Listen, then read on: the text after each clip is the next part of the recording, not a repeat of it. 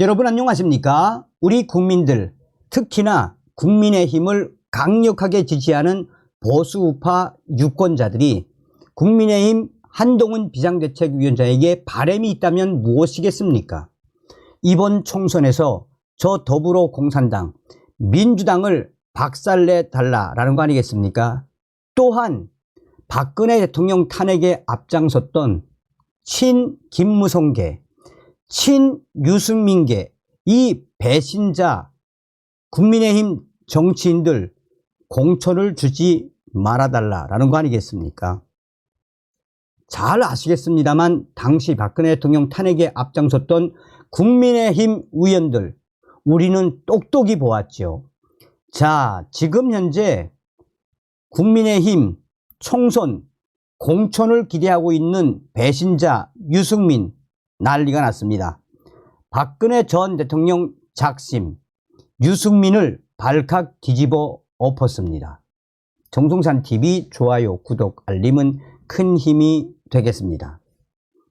박근혜 전 대통령 유승민 겨냥한 배신의 정치는 국민에 대한 배신 의미. 국민의힘 공천 기대 속 유승민 작심 발언.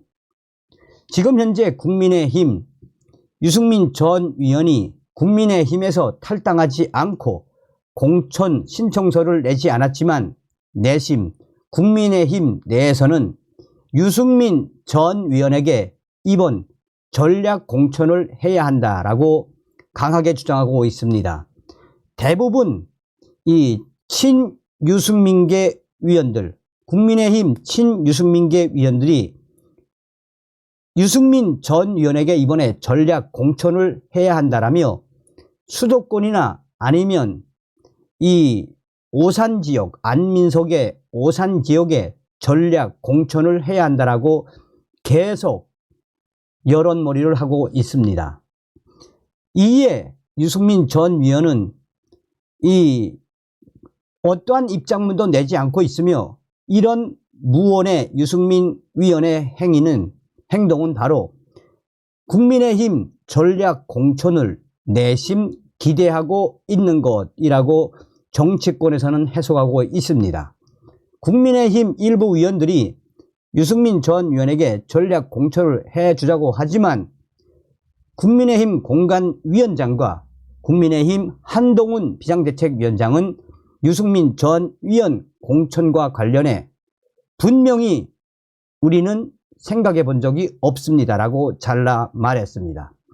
이유야 어찌되었든 유승민 전 의원이 국민의힘 전략 공천을 내심 기다리고 있는 속에 박근혜 전 대통령의 회고록에서 유승민 전 의원을 강하게 질타하는 워딩이 터져나와 유승민 전 의원에게는 또 다른 악재가 등장한 것입니다.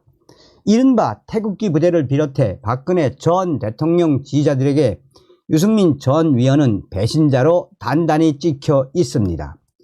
박근혜 전 대통령 덕분에 국회의원이 되고 한때 친박근혜계 핵심이었던 유승민이 박근혜 전 대통령을 배반하고 박근혜 정부의 발목까지 잡았다는 것입니다.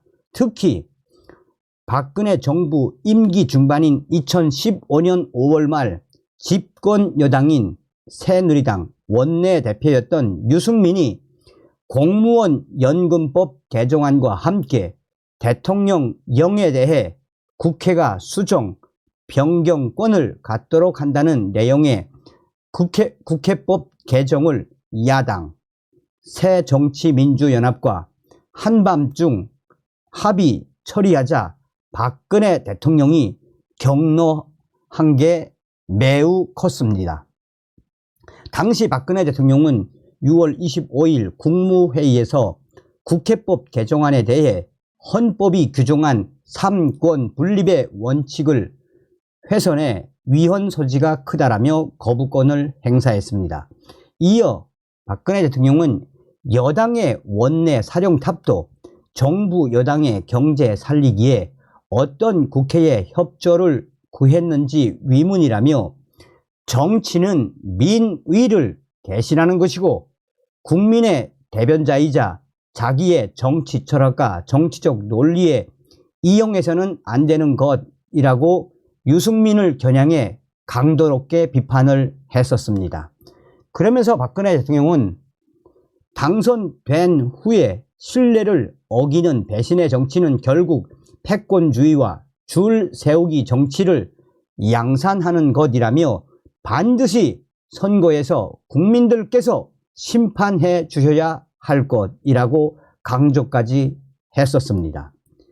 이와 관련해 박근혜 전 대통령이 최근 펴낸 회고록 어둠을 지나 미래로를 통해 내가 말한 배신은 대통령 나에 대한 배신이 아니라 국민에 대한 배신을 의미한 것이라고 밝혔습니다. 우리가 국민에게 뽑아주시면 이러저러한 일을 하겠다고 약속해서 당선됐으면 그 약속을 충실히 지켜야 합니다. 여당 원내 지도부가 정부의 공약 이행에 협조하지 않는다면 결과적으로 국민들에 대한 배신이 된다는 것을 가리킨 것입니다. 라고 말했습니다. 이 발언 이후 결국 유승민은 더 버티지 못한 채 2주 만에 원내 대표직에서 물러났습니다. 박근혜 전 대통령은 유승민이 원내대표 사퇴 기자회견에서 대한민국은 민주공화국임을 천명한 우리 헌법 1조 1항의 지엄한 가치를 지니고 싶었다고 말한 것에 대해서도 작심 발언을 쏟아냈습니다. 박근혜 대통령은 갑자기 헌법 얘기를 꺼낸 게 참 뜬금없다고 생각했습니다. 헌법 정신으로 따지자면 자신 유승민이 통과시킨 국회법 개정안이야말로 헌법의 삼권 분립 원칙을 침해하는 반헌법적 내용 아니었습니까? 라고 꼬집은 것입니다. 박근혜 전 대통령 회고록에 따르면 유승민 회고록에 따르면 그가 한나라당 대표로 2004년 총선을 치를 때 공천을 직접 챙겼던 사람이 바로 유승민이었습니다. 강재섭 전 대표가 전화를 해서 이회창 전 총재가 자신이 아끼던 유승민 전 여의도 연구소장의 비례대표 공천을 부탁한다라고 전한 데 따른 것입니다. 이에 이해창 전 총재를 예우하는 차원에서 유승민의 비례대표 순번을 안정권 이내로 조정을 했습니다. 이후 유승민은 당시 박근혜 대표의 비서실장을 역임했고 대표 요청에 따라 이듬해 10월 대구 동구을의 재선거에 나가 당선이 됐습니다.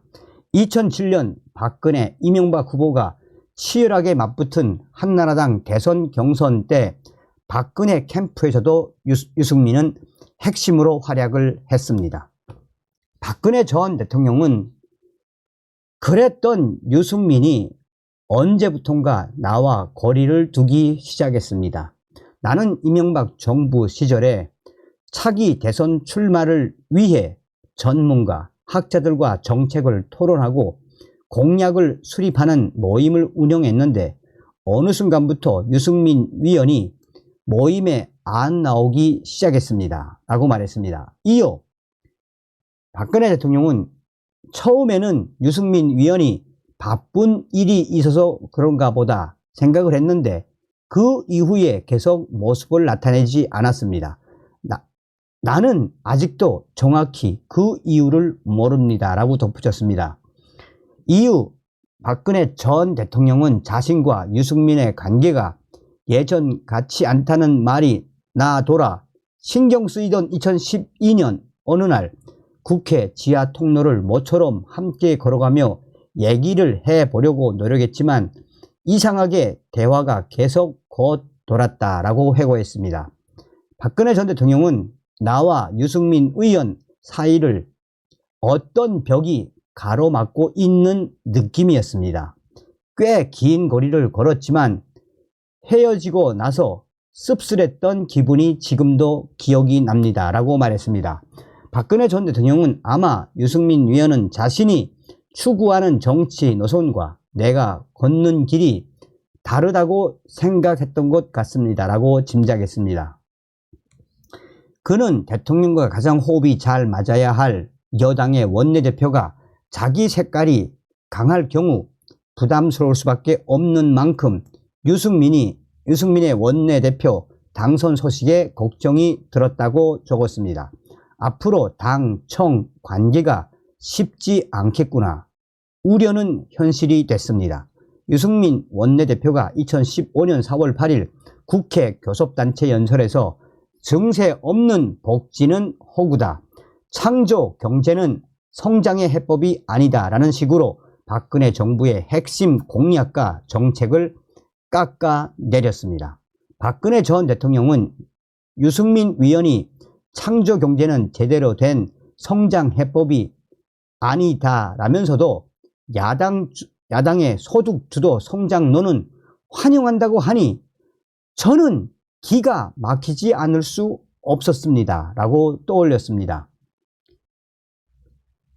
박근혜 전 대통령은 둘의 관계가 결정적으로 파탄이 난 건 자신의 수건 사업이었던 공무원 연금 개혁 때라고 말했습니다.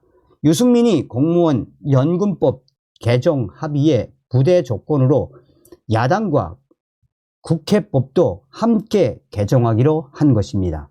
박근혜 전 대통령은 유승민이 도대체 무슨 생각에서 그런 합의를 해 주었는지 몹시 화가 났다라고 했습니다. 당시 정부는 국회 선진화법에 가로막혀서 의미 있는 법안 처리를 하나도 못하는 상황이었습니다.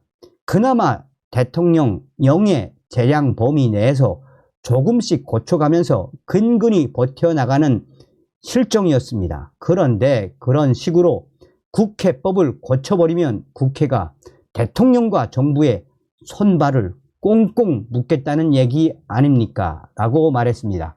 박근혜 전 대통령은 이병기 비서실장과 조윤선 정무수석을 통해 유승민을 비롯한 여당 지도부에게 국회법 개정안을 절대 받아선 안 된다는 입장을 전했지만 소용이 없었습니다.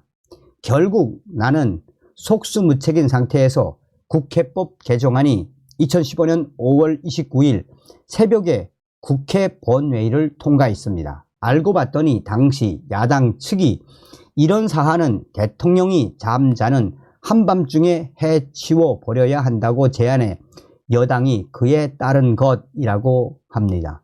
이런 상황 전개를 보고 나는 더는 유승민 원내대표와 함께 일할 수 없다고 결심했습니다. 라고 말했습니다.